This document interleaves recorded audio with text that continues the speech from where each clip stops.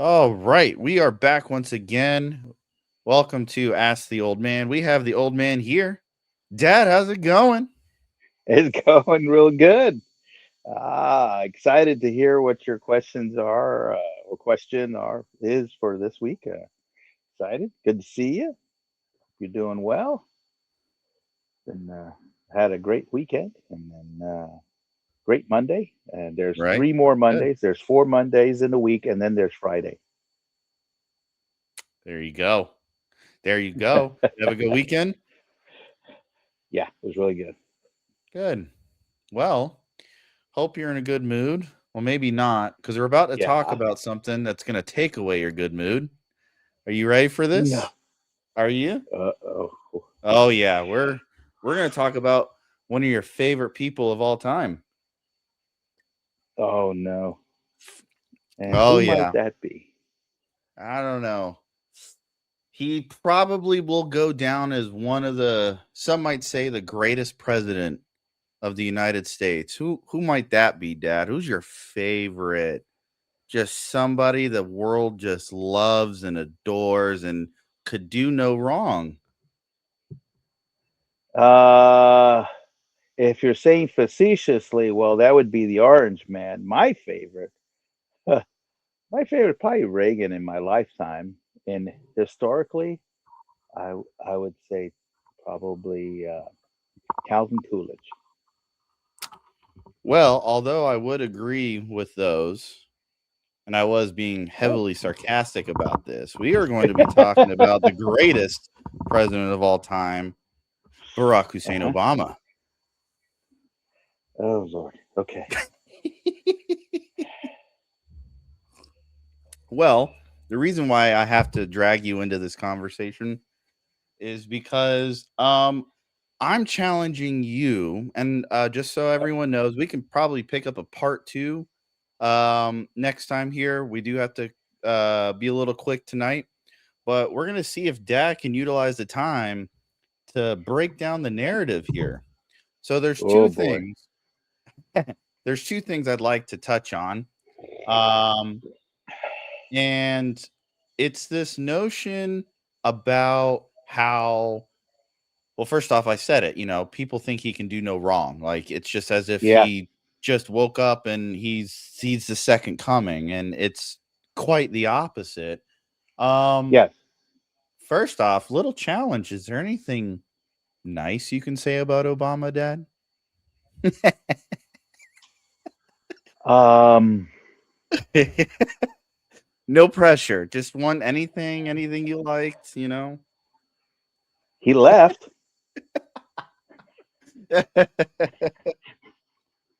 on time. Okay. Well, all right. So we got something nice. All right. So one of the first things I wanted to talk about is we know we got the foreign policy stuff right now going on quite heavily. But Hmm. I've noticed that some of the social circles have been kind of, you know, intermittently changing gears about the topics. I think that has a lot to do with midterms Oh sure. Yeah, slowly that's big. approaching and whatnot. So one of the Yeah. arguments about, Orange Man bad, for Hmm. instance, is the lack of domestic policy making. Now, I do challenge those to understand where actual domestic policy originates. Now, correct me if I'm wrong, real quick. That lies with Congress more so than the president, Yes. right? Would you agree with that? Yes. Right. So one of the things they brought up was I had this lovely liberal who was a broken record. Well, um, where's Trump's healthcare plan? Where's Trump's healthcare plan? He was gonna fix healthcare. Where's Trump's healthcare? Yeah. Okay, so we can talk about that, and I think we have every right to talk about that. You actually told me, well, we have a lot of Republicans who swore up and down 10 years ago that they were going to be getting rid of Obamacare, right? Doing away with it. Yep. And I think we can call balls and strikes. Trump has Yeah. pushed for that. Yep. and we haven't seen a whole lot of that. Now, Nope. whether it's Democrats or Republicans, if the president, no matter the party, can't get the Congress to do their job, well, to be fair, no matter the party in presidential office, they can't do nothing about it. It's Nope. Congress has that ability. So let's rewind and let's talk about what people are bringing up again, which was the ACA, Affordable Care Act, famously known as Obamacare. I know we're already starting. That's why I asked something nice out of you first. Uh, so Okay. they are saying, well, um, we were we were gonna have so many people uninsured. We are gonna have so many people not have their existing conditions taken care of, that we're gonna have this massive influx of payments and debts to medical because things were getting expensive. Oh my gosh! Before Yeah. we get to the ACA, real quick, I kind of find myself lacking in the knowledge truly of insurance. Like, I understand what it's designed to Mm. be as kind of that, hey, it's your investment into a pool for like a rainy day Yeah. fund. So it's you get sick, Yep. that's your portion of what you paid into is supposed to cover that, right? That's a good So simple amount. Yeah. now take us back really quick. I only want to spend like a couple minutes on it. Sure. How were you brought up? What did insurance look like back when you are adolescents, young teenager getting older and you're starting to figure out the real world? How did that get portrayed then? And then let's dive into what happened 2009, 2010 and so forth. Oh. So medical insurance, I did not have any idea what it was until I got hurt one time. And we took you and your brother to visit different areas where I grew up in Brooklyn. And one of the places, uh, I had a real nasty injury on a bicycle, and the injury was not so much the bike as I landed on a broken bottle, Oh, and it ripped my knee. And oh, so I went to the hospital, and right. Grandpa took me to the hospital. Now, Grandpa was making about $2 an hour, had his little side hustle with the vending machines. So this was not a rich man. In fact, he was, I think, the average wage or median age. I'd have to look that wage, I should say. But I do remember at the hospital, I was stitched up, taken care of. Um, we went to a little office just to the side of the emergency room, Mhm. and a nurse brought out a card with the services, listed the charges, and a total. And Grandpa paid that emergency visit with a visit, a cut, lacerated knee, and stitches, and had to get rinsed out and all that stuff, and pulled a piece of glass out, Oh and my he paid. Yeah, I landed on a broken bottle. Yeah, it was bad, god. and um, he paid with the cash he had in his pocket. Wow. Okay, I still didn't know what insurance was, so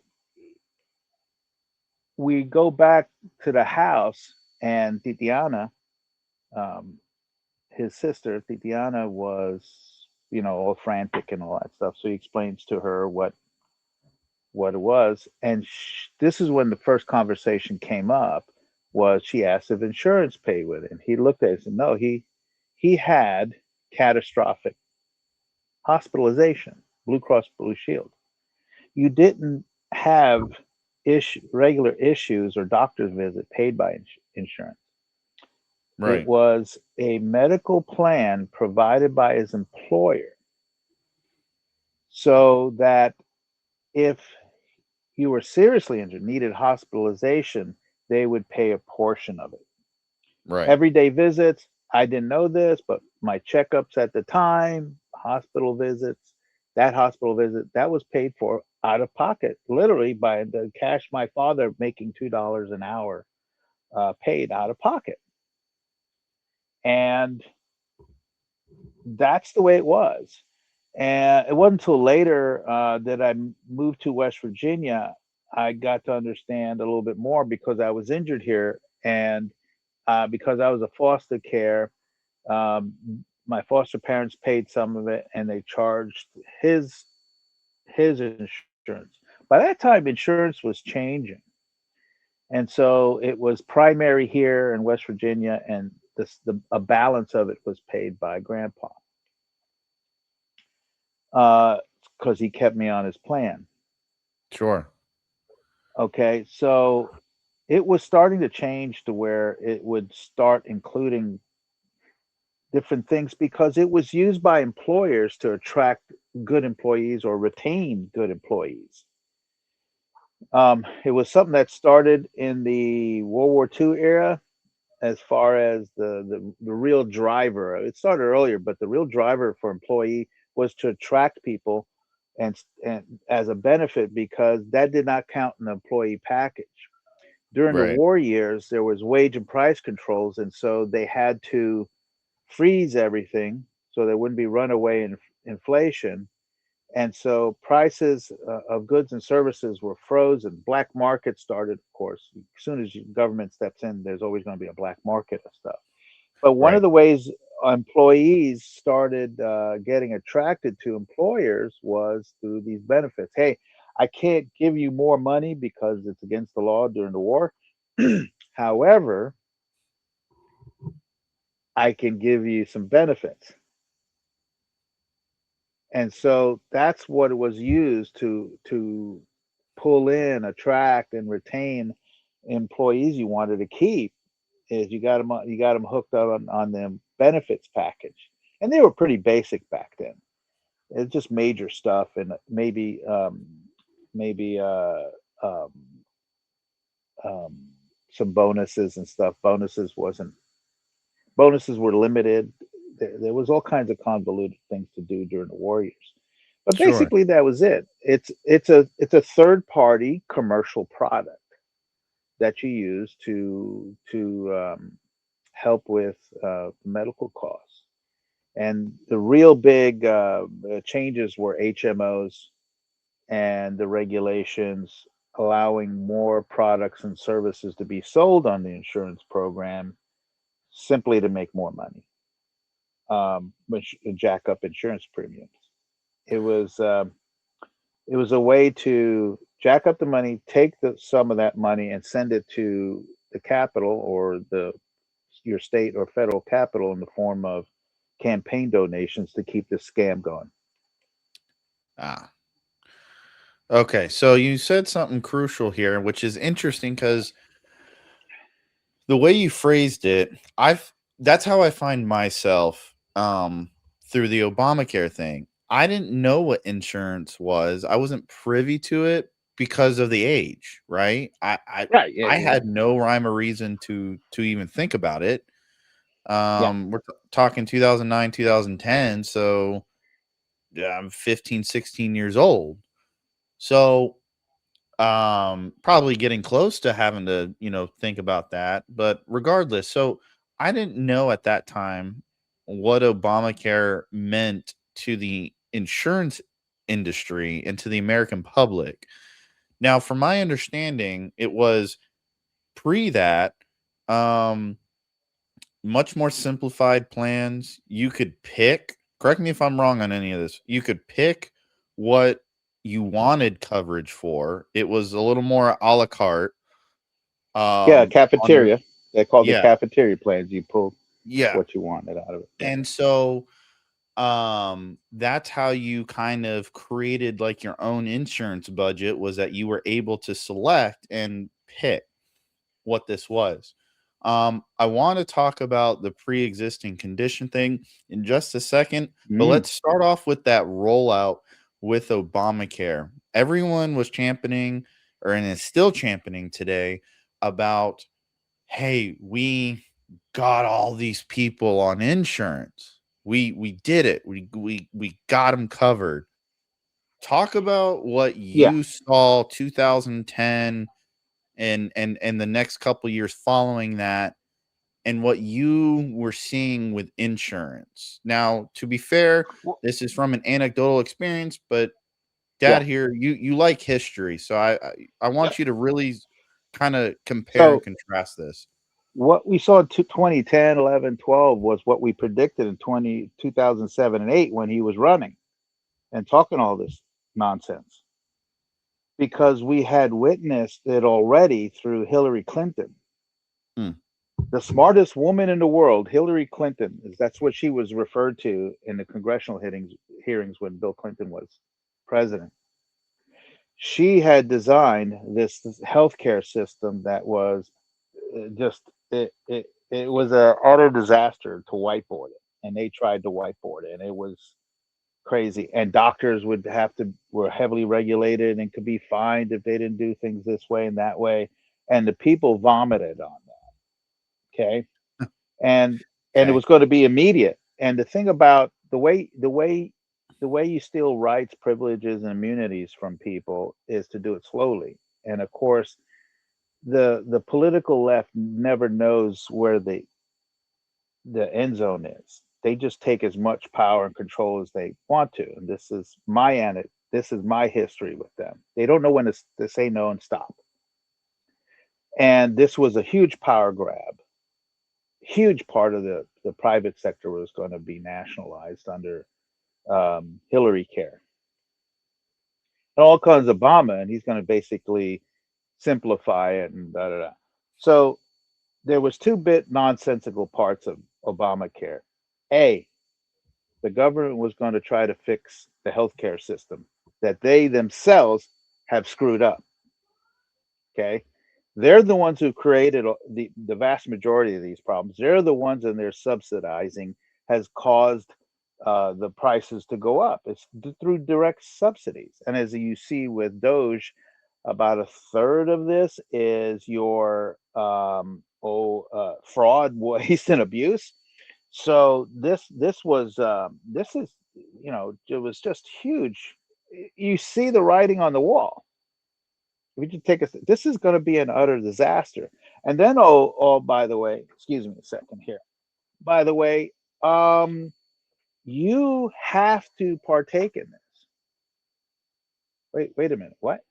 You have to buy commercial insurance. And so, um I have this real aversion, knee jerk aversion to when the government says I have to do something. I don't have to do squat. And so that was a big thing. So why did that have to be? Hang on a second. Well, there was really one reason for it, is because the purpose of Obamacare was not the health care. The purpose of Obamacare was to take over the health industry. Okay. So they took a bad system, added this imposition of force, which was going to make it even worse, so that they can go single payer, meaning, okay, all medical is all under the government. And there's plenty of YouTube videos you can see where people admitted, hey, this is just a stepping stone to universe. Bernie Sanders, all the socialists want to be saying, yeah, this is just a stepping stone. We're going to get universal pay, single payer, single payer. What's single payer? Nobody knows what single payer is. Oh, I know what single payer is. The government runs it all, like the national health system in England or the Canadian system. So Right. rather than put the fire out, they were pouring gas on it.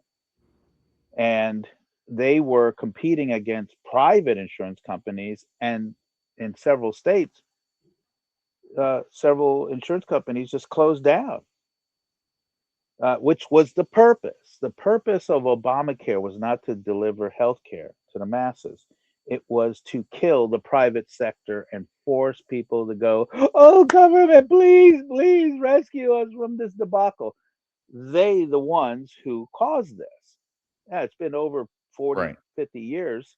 but they've been slowly killing the healthcare industry through overregulation programs and all these insurance and all these layers of band-aids on band-aids on band-aids. Okay, so they caused the problem. They come in as the white knight on to save this system, and it was a fiasco. And then you had the legal impact of telling people, "Oh, you have to be on it." So when I looked at my single payer option, Obamacare, it became a real problem because if you didn't go, you didn't have an employee provided one, you had to choose one.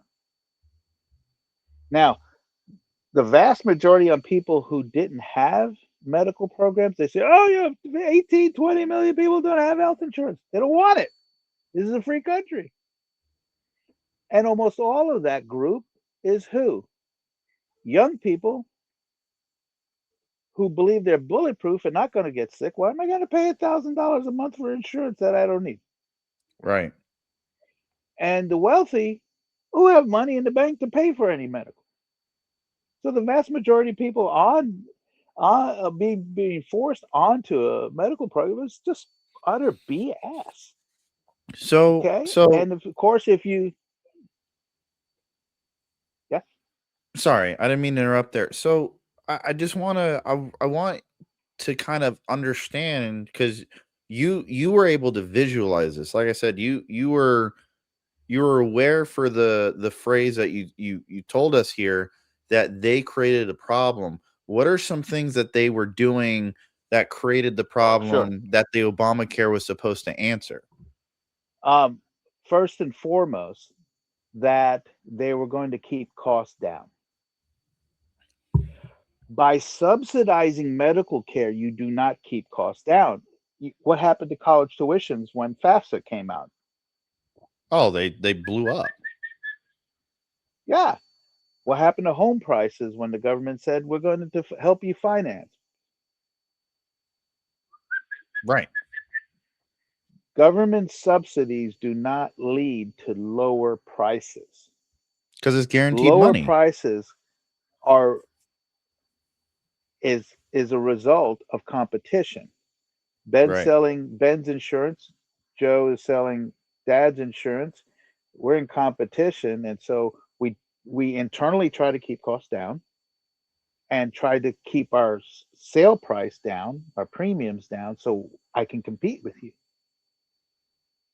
Okay, but the insurance lobby is massive, and they line a lot of state representatives and federal congressmen and senators, and they want their premiums. And those premiums, like you see with Doge and Somalia and Minnesota and all that, the money always comes back to the politicians in the form of campaign donations, PAC funds, because that's also when soup PACs and super PACs were coming out in regulation.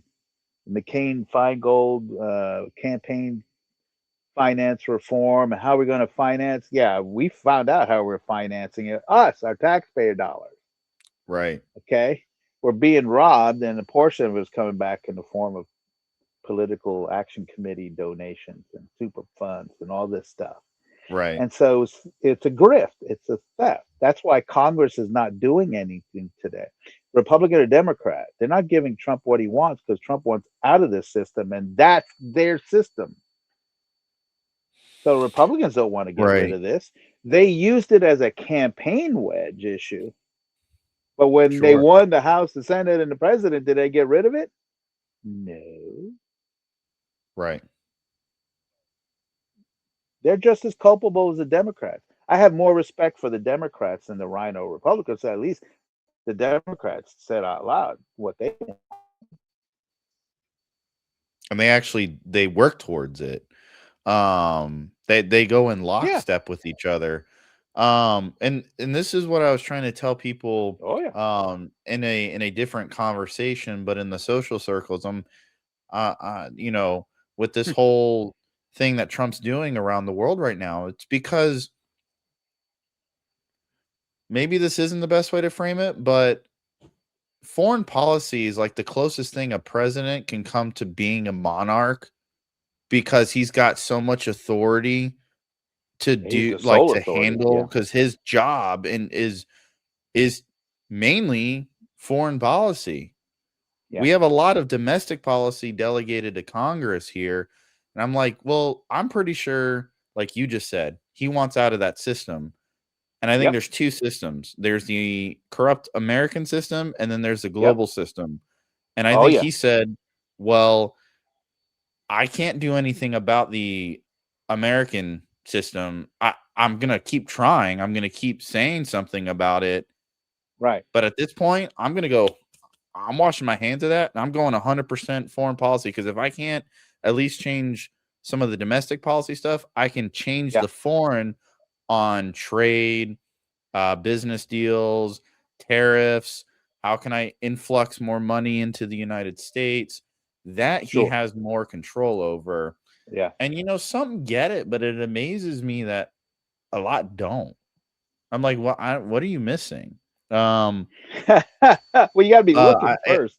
I can't simplify this for you any further, but Well, okay. you're So we have we have competition between company and A and B. yeah. Competition says, "Hey, these owners, company A, company B, how can I compete to the American public Hmm. that I'm the most affordable with the best quality Right. in the downward?" But when you subsidize, it's in the There's no reverse. incentive. It's in There's the no rev incentive. well, the way I'm trying to frame it is I'm trying to compete in a competition to not to be fair, I still wanna make money, but I'm trying to figure out how I can, attract more to my company, okay? Sure. But if you subsidize it, it's now this backwards competition of, "Hey, how can I be the most affordable while slowly scooting it up as time goes on?" Like, how can I not look as much of a bad guy as the company B? Well, what With happens is scale, right? yeah, So I may have a million people. I'm an insurance company. I have a million people, and I make, let's say, net $10 a person. So that's $10 million net. okay, Okay. How can I make more money? Well, I can charge more. Might lose a few customers though. They may go to Ben. But if I do quality, I promote my quality, fast payouts, quick, easy, claim service, then people might be attracted. And maybe I have now 1.5 million customers. That's how I make more money under competition okay. is by That makes providing the sense. better mousetrap, the better product, the better service. Okay. And as more money comes in, I can find ways to put that money to use to tweak this, tweak that, processing internal stuff, and find out the lower. Now, the government system is not based on how many people they get off their system, off the teat. Right. It's how many they put on and keep is how. So you're never going to get efficiency. Now, there's two big elephants in the room we're not even talking about: Medicaid and Medicare. Two huge medical programs that no matter what you do on the private insurance side, those two big elephants are going to force costs and prices to go up. Those are two government subsidized programs that guarantee that costs will go up, efficiencies will not, bring costs down. Soon as Sure. Doge found them, people had a heart attack. No, don't touch it, you racist. Fill in the blank. Right. So this is the grift. This is the scam. They create a program by taking a match and light walking by your back window, and they start a fire, and then they knock on your front door and say, "Hey, your house is on fire. Hire me and I'll put your fire out." Sure. That's all the government does. Okay, and it's not about efficiency. It's about scale and making sure I, government director, boss, supervisor, manager, whatever title I got, I keep my job. And so, who am I going to send my campaign donations to? The people who make sure my agency exists. Right. So it's a giant grift, and the taxpayer pays for it on the front end, right off at April 15th through taxes, and then they pay for it again through higher medical costs. Okay, and in hindsight of watching this for 62 years, I could you just see it. You just got to take the step back. The people who don't see it don't want to see it. They've chosen a side. Okay, that's all. And um, the idea that the Republicans going to hand this gem to the Orange Man is laughable.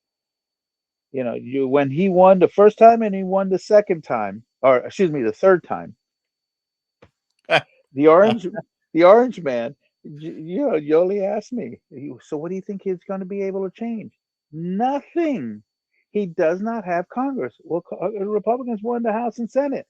He doesn't have The majority. Congress. And He that's the has a scam of the Republican. filibuster. Well, both.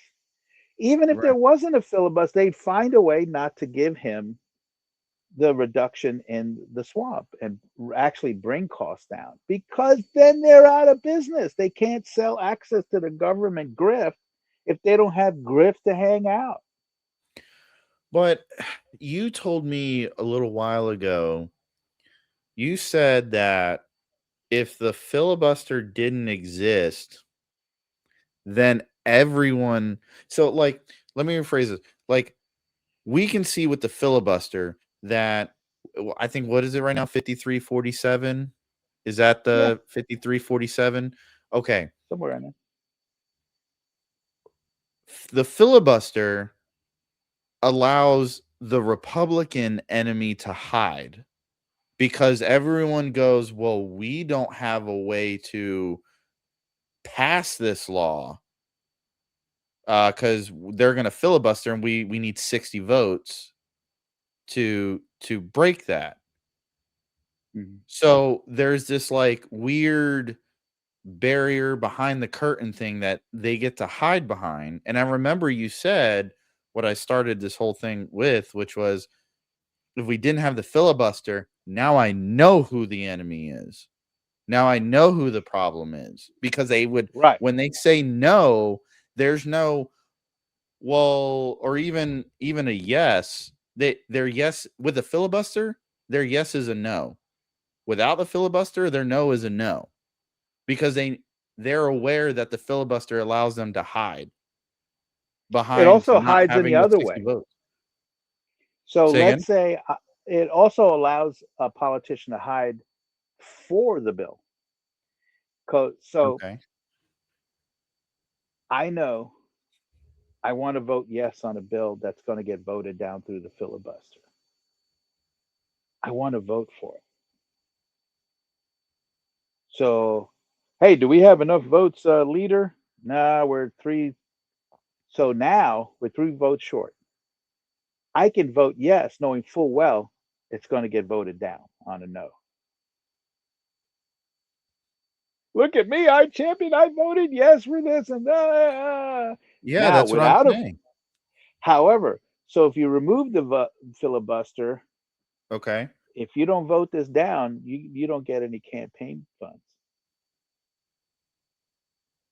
But Next, somebody like a Trump can go, "You see that? There's no there's no smoke and that's the mirrors political. anymore." That's the political show. That's the theater. It works both directions, for and against. Okay, it's a little hard to follow. Hopefully, I explained it. But No, I whether you're get it. for or against, it's a show because I guarantee you, if they were forced to vote, the vote would be different. The fours would be generally for the fours, the no's would be, and there'd be a handful because they're up for reelection. and now they gotta check the wins and say, yeah, I got to go with you, leader, but if I go with you, I won't see another election. Okay, so the filibuster works in both directions, for and against. I get to hide behind it, okay, and I also get to champion it if it suits me, because if without a filibuster, there would be the votes on hundreds of bills would have been totally different because it would have been under the glare of the spotlight. Now, that's the feckless nature of the Rhino Republicans. They won't even force the filibuster. Oh, you want a filibuster? Go right ahead. Talk for 24, 48, 72 hours about it. In the bright, you know, on C-SPAN, and everybody get to see that you're a flipping moron. Okay. They won't even do that. Yeah, Thune is very He's a swamp disappointing. rat. Yeah, yeah. But the Save Don't look Act, to yeah, Thune. it's Don't look to Thune. You're yeah, looking east for a sunset. This is his system. He's not right. going to let the orange man rip out the system he's grown up in. This is how they make their millions. This is how they get their power and control. And I'm going to support the orange man. The only man who wants it more in Washington, D.C. to drain the swamp isn't in the swamp. There's nobody wants it. Nobody wants it. And I know Rand Paul, libertarian, they're full of it. He gets to hide in the opposite direction. Massey, I know this bill is not going to pass, so I'm going to vote this way. It's their Look at grift. me. Correct. They Right. all have it. They all have it, and they get to hide behind. And another thing, grift is the safe district. Well, I won my district 90-10. I can vote pretty much however I want. But that's I the won my failure, I district think. 52-48. Ooh, I better be careful. I'm not in Yeah, a safe district. right.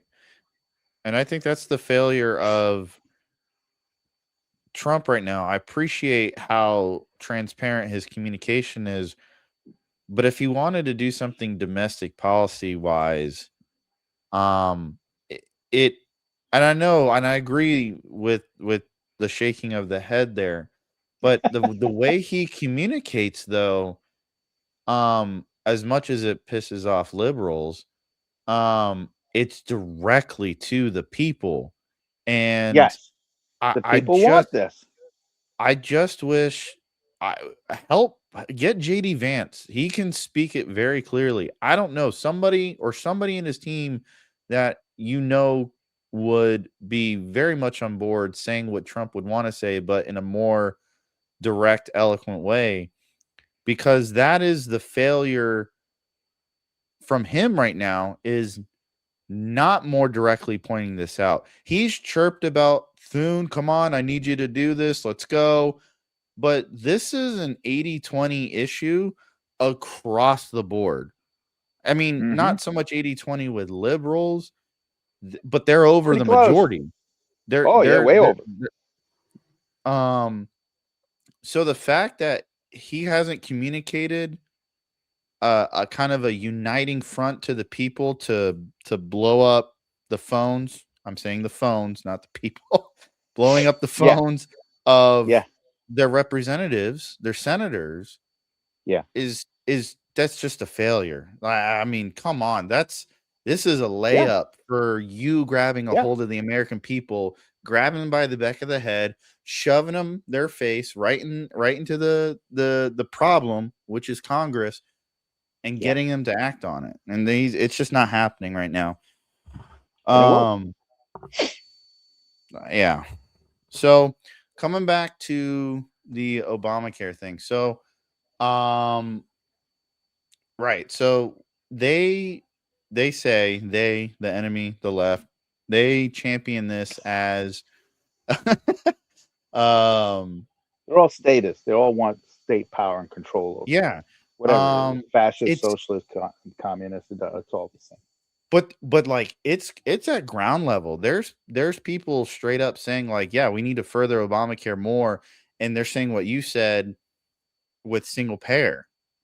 Oh, it's just they go, Ben, but don't you understand at this point, because of how we are, where we are at in society, it's just inevitable that we're gonna have to have single payer.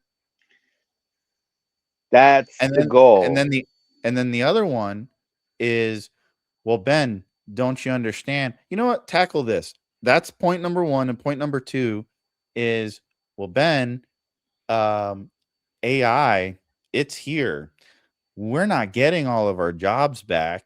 And we have people who are hurting. They're working paycheck to paycheck, or they're having hard times to find Hmm. good paying jobs. Single pair or universal income is inevitable. It's just gonna have to happen. Those 2 points, they are actually talking that at ground level, and it's quite frequent Yeah, about that. yeah, So, because tackle they're those 2 they're points. talking out their backsides because they don't understand or don't want to understand the damage that does. It doesn't cure the problem. It's just a sugar pill to feel good about the problem.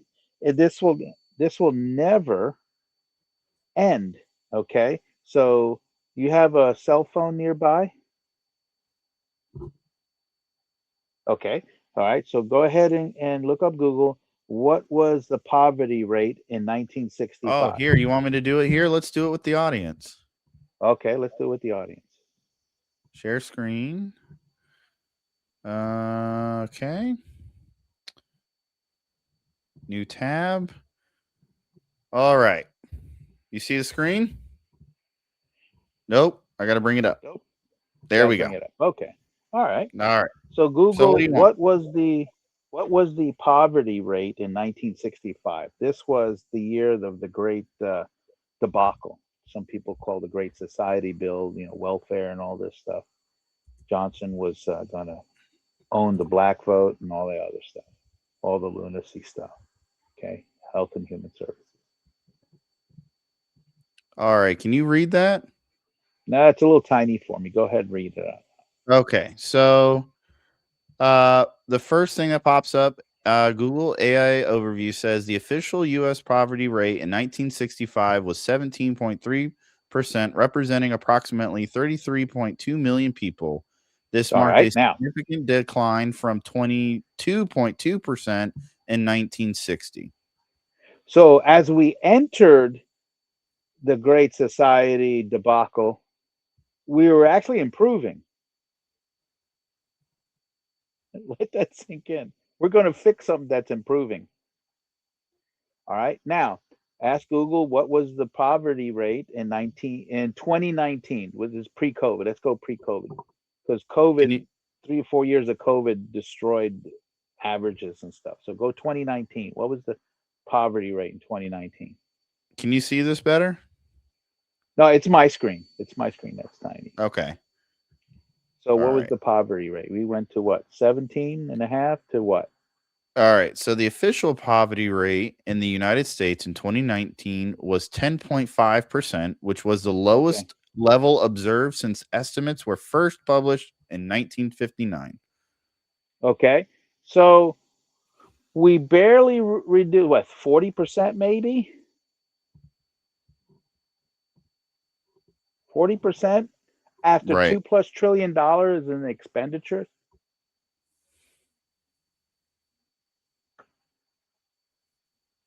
on a problem that was actually going down anyway.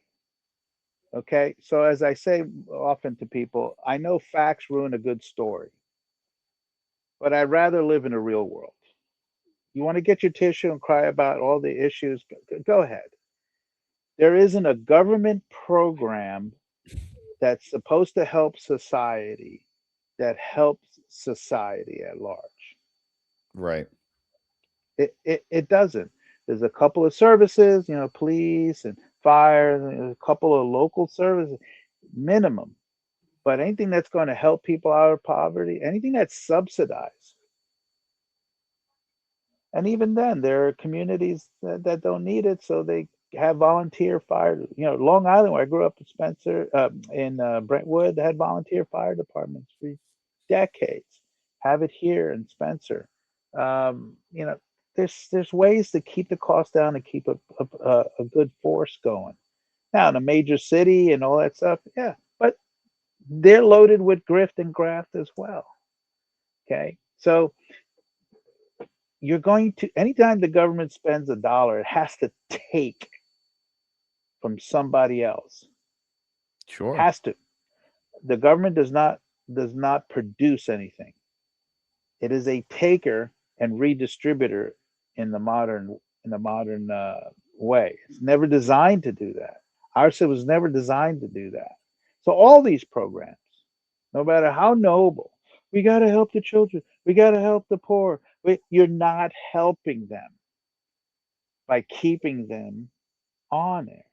We had the issue with the doctors, the people on blood pressure medicine for 20 years, and all they had to do was clean their diet and exercise, and the blood pressure would have normalized. The blood pressure medicine is not designed to be a lifestyle. Being on welfare is not supposed to be a lifestyle. Right. Being a ward of the state is not supposed to be a lifestyle. And every society that has forced its society to do that has collapsed. And I witnessed one of them, big one called the Soviet Union. They were the great utopia. Didn't work out too well. But that Okay. it's just So, because it's never been done right because people mess it up. yeah, it's never been done right. Matter of fact, it was done so right it collapsed. That's why But it in collapsed, because it was done. Okay. Bernie And Sanders, China's going through words, this. "That's a good thing." So, You know, Bernie's such a fraud. You but talk about that's a that's champion grifter who's never held a private sector job in his life. yeah, no. Um, but that's what they champion is so like if you were me, Dad, and you were in these conversations, like, this is what you'll be hearing. Like, uh yeah, okay, so how is it that somebody who's disabled is supposed to take care of themselves if they can't get out to go work? I mean, that's just all Yeah, more for single payer and yeah, universal yeah, yeah. income.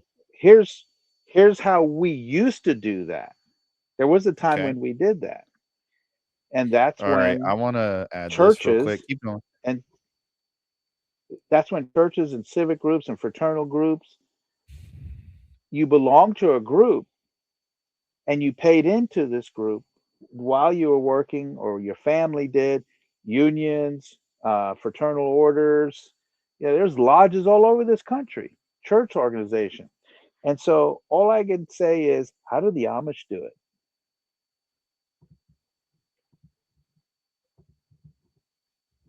So there is a way.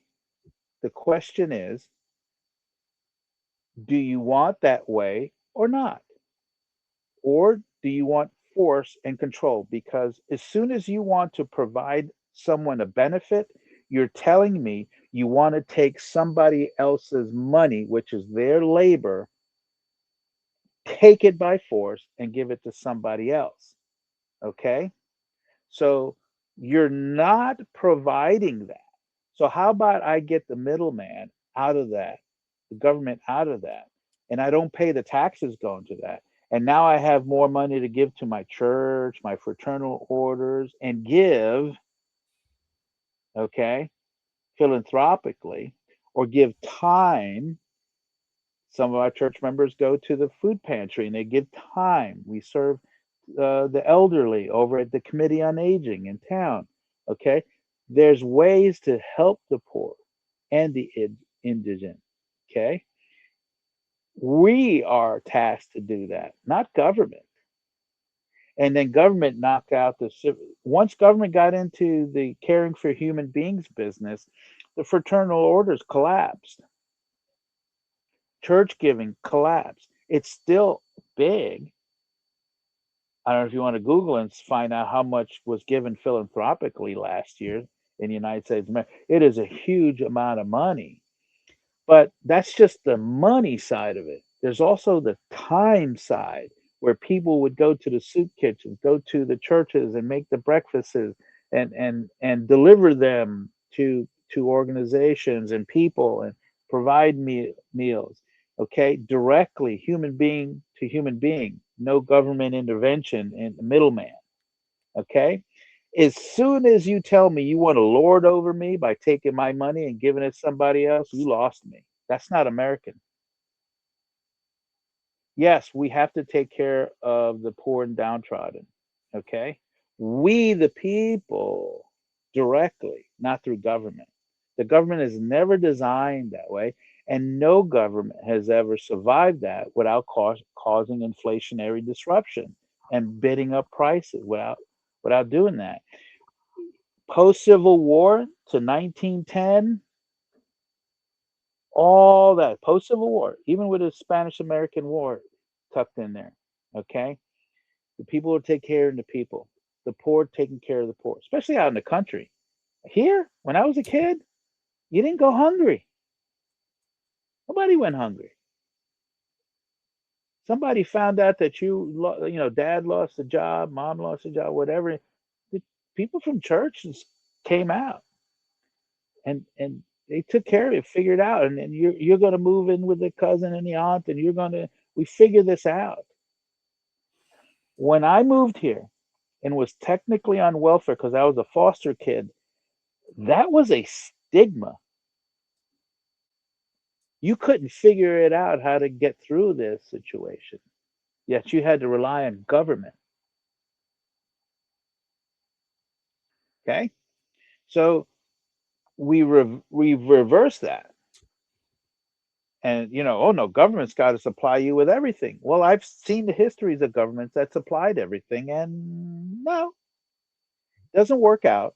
Nor are we in our Republican form of government in the state and in the federal. We're not designed for that. It is wholly inefficient and always fails. Right. You don't see the failure because they vote in the next year's budget with automatic increases. Oh, it's working. So if people don't want to see this, A, they're not looking. Then you just got to find out why aren't they looking. So when people tell me this lunacy, I ask them, do you want straight up facts or do you want a box of Kleenex tissue? How do you want to talk about this? Right. Okay? Because that's the bottom line. Yeah, and one of the best I don't things that want I've anybody heard, lording over me. yeah, one of the best things that I heard from a leftist explanation was, um, because I challenged them. I said, okay, so let's break this down, and I showed my source. I said, okay, the IRS shows that we bring in, depending on the year, $4 to $4.5 trillion tax revenue. Okay, and we run a deficit depending on the year around 2 trillion. So we're losing money heavily. And then I showed them, um we're getting close on time, so audience, next time we get an opportunity, we'll bring those graphs up because the graphs will show you. I think it's close to 60% are of our expenditures are entitlements. They put the graph where it'll show you the macro, and then when you break it down, the entitlement programs, that's everything from SNAP, the welfare, money welfare, Medicare, Medicaid, VA benefits, anything that would be considered an entitlement is factored in that. That is 60%. So I bring this up to uh, this debate live, and I said, how do you expect to keep going the way that we're going when we're running a $2 trillion deficit every year? Um, Print. well, no, they didn't even say print. They said, well, obviously, it's not helping when the orange man is allowing the rich to keep their money, where he's lowering their tax revenue. We used to have it back in the day when it was what was it? pre-Reagan like 70, 90%, some crazy astronomical percentage number. Which they all didn't pay that because they kept their money. It's called write-offs and 70, other. 77. The highest effective tax rate was 77%. Yeah. So or there was one called the corporate tax rate, which was super high up there. Well, 30s and 40s, I believe. that was the problem. They outlined it. We're not taxing the rich enough, so I think we should bring in more tax revenue to then pay for this. Okay. And it's mathematically impossible to cure the debt by taxing the rich 100%. The math doesn't add up. They don't believe that. They I don't don't believe care. it. I just grab a calculator. Ah, that's why that movie is so important. Don't look up. I know the You keep meteor's harping coming on it. here. I'm gonna have to watch that movie. Don't look up. Don't look up. Don't look up. And that's how people are they choose their tribe. And they don't want to be wrong. You gotta pay for people like that. I didn't want to be. I grew up in the system, so I thought it was my normal. What do you mean, dude?